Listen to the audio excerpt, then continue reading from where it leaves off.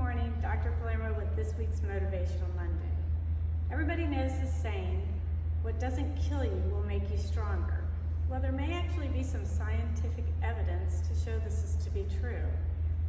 Now, we know stress isn't good, and we're all talking about how we need to reduce stress in our life. And for us and the patients we see, stress is a big elephant in the room, and often the driver of many of the symptoms the patients come in with. But I'm talking about a different kind of stress, specifically something called hormesis. If you've never heard of the word hormesis, it's kind of the opposite of homeostasis. Homeostasis is your body trying to kind of normalize things and balance things. It's kind of your cruise control. Hormesis is kind of the opposite of that. It's little disruptions in that balance that can actually be good as long as they're not prolonged. So your body wants to adapt, and one way it adapts is it makes changes specifically through the actions of something called the mitochondria. Mitochondria are the organs and cells basically that make up energy. As we age, our mitochondria decrease in number, and that can make us tired, lacking in energy, and also in strength. Also, when we're not working out, when we're not healthy, we're not following a good diet, our mitochondria can suffer. So there are things you can do to help increase your mitochondria. And this is where this hormesis comes in. So we know that different stressors that are for short periods of time can actually make our body more resilient through a cascade of triggers and events that help us to be more resilient. And we know over time, as we practice some of these things, it can decrease aging, it can make us stronger, and it'll definitely make us more resilient against stress. So we've talked about different things you can do with respect to hormesis, like intermittent fasting, calorie restriction, but I'm specifically going to mention something today called HIIT training, which I think everybody knows. It's when you do short bursts of all-out activity for about 30 seconds, say, followed by rest for about 15 seconds.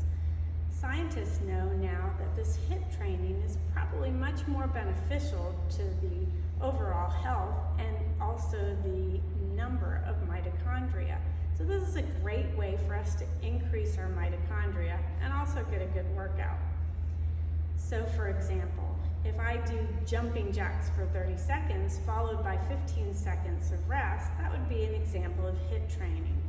But you can do the HIIT training at any time and anywhere. You don't have to be in a complicated gym class or work out with a trainer to do this. You can kind of start where you are. For example, if your exercise currently is walking 3 miles, maybe you do intervals of faster walking during 30 seconds followed by your regular pace. Or maybe you even consider a jog or a shuffle for 30 seconds if you haven't been doing that. So that would be one way you could incorporate this hormesis or high intensity training.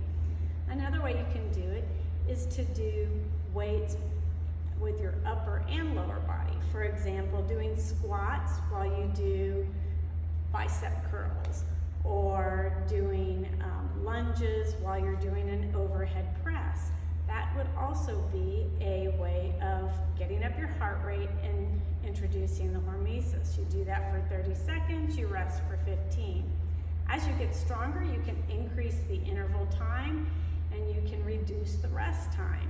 The most important thing though is that there is always rest after your high intensity intervals.